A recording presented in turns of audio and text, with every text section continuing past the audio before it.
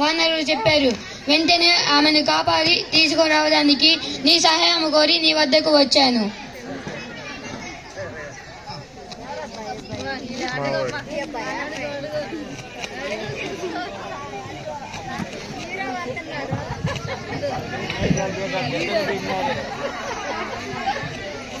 సీతని రెడీ చేశారు. సీత ఇక నీ భర్త గురించి ఆలోచిస్తున్నావా? అతడు పిరికివాడు, మర్చిపో. నా అంత బలవంతుడు ముందు అతడు ఏ సాటి వాడు. మూర్ఖ, నీ అహంకారమే నీ పాలిట శాపం అవుతుంది. నా స్వామి వస్తాడు, నిన్ను చంపి నన్ను తీసుకువెళ్తాడు. సీత నీతో ప్రేమగా మాట్లాడి ప్రయోజనం లేదు. నీకు 2 మాసాలు గడువిస్తున్నా. నీ మనసు మార్చుకో, లేదా మా పాఠశాల అధికారులు నిన్ను పలహారంగా వండి పంపుతారు.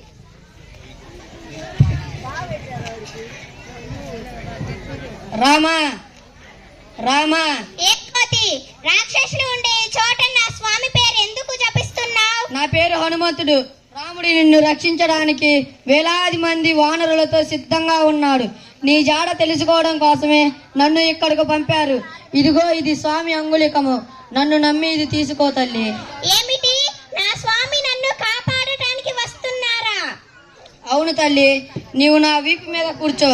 క్షణంలో నిన్ను రాముని వద్దకు చేరుస్తాను. నన్ను క్షమించు, నేను రాలేను.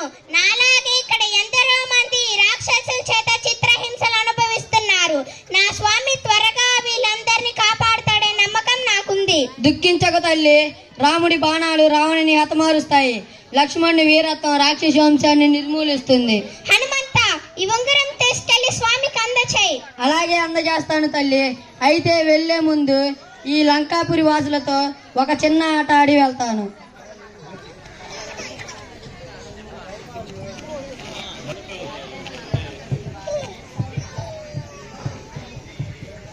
ఎవరక్కడ? ఆ కోతిని పట్టుకోండి. వీళ్ళ చేతికి చిక్కితేనే రావణుని కలుసుకోగలను.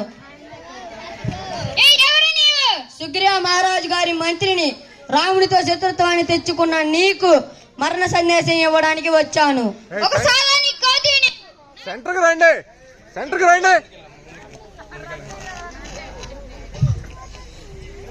ఒకసారి కోతి, నీవు నాకు మరణ సందేశం ఇవ్వడానికి వచ్చావా? వట్లారా, ఈ కోతి దాకా నిప్పంటించి మన లంకా ఊరేగించండి. మన పిల్లలందరూ చూసి ఆనందిస్తారు.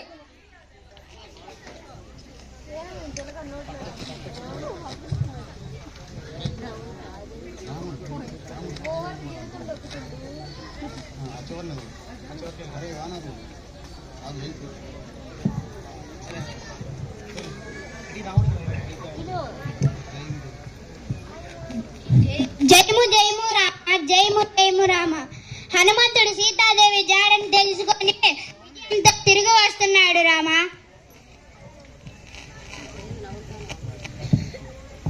శ్రీరామ, సీతాదేవిని ఆ రావణుడు లంకాపురంలో బంధించి ఉంచాడు.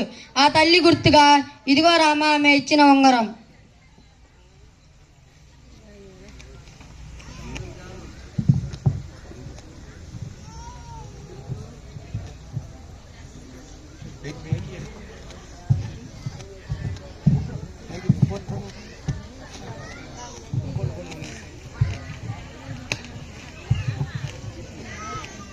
అగ్రజ, సీతను అపహరించి మీరు చాలా తప్పు చేశారు.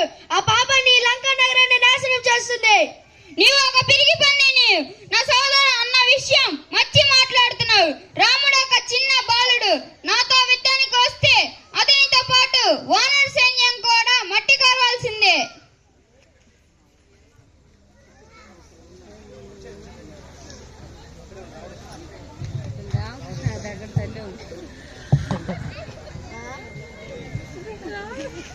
రామ, నీ కోసం రావణుడి సభ నుండి విభీషణుడు వచ్చాడు. రామ, నా పేరు విభీషణుడు, రావణుడి సహోదరుణ్ణి. సీతను అప్పగించమని చెప్పినా అన్నగారు నా మాట వినటలేదు. నీ వంటి మంచి వ్యక్తితో కలిసి నీ భార్యను విడిపించడానికి సాయం చేయడం మంచిదని వచ్చాను. సంతోషం విభీషణ, సంతోషం. మా వైపు ఇంతమంది మంచివారు ఉన్నారు. అయితే సీతను త్వరగా రావణ చెర నుండి విడిపించగలవనే నమ్మకం మాకు ఉంది. అయితే అక్కడికి ఎలా చేరుకోవాలనేదే సమస్య. రామ, చింతించుకో. కళ్ళు ఒక్కడి సాయం చేయండి అని ఆ సాగరుడు వేడుకుంటే ఆ సాగరుడు తప్పకుండా సాయం చేస్తాడు.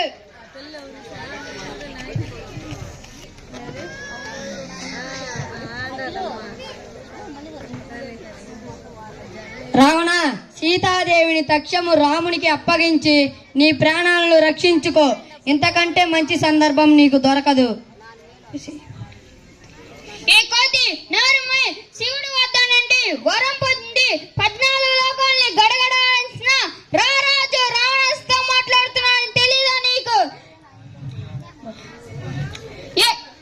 పట్లారా, ఈ కోతిని పట్టుకోండి. రావణ, నీ అహంకారానికి ఫలితం అంటే యుద్ధంలో తెలుసుకుందువు గాని వెళ్ళి వస్తా.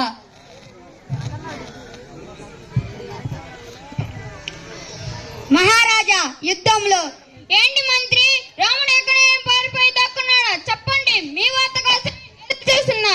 మహారాజా, కుంభకర్ణి కుమారులు ఇద్దరు వానర సైన్యం చేతిలో హతమయ్యారు.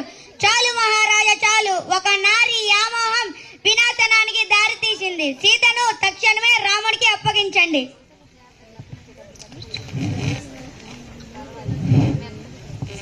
తండ్రి, ఆజ్ఞాపించండి. నేను ఆ రామలక్ష్మణుల తలలు నరికి మీ కాళ్ళ వద్ద ఉంచుతాను. తండ్రి, నా తలారు ఆ రాముని తల ముక్కలు ముక్కలుగా నరగాలని ఉత్సాహపడుతుంది.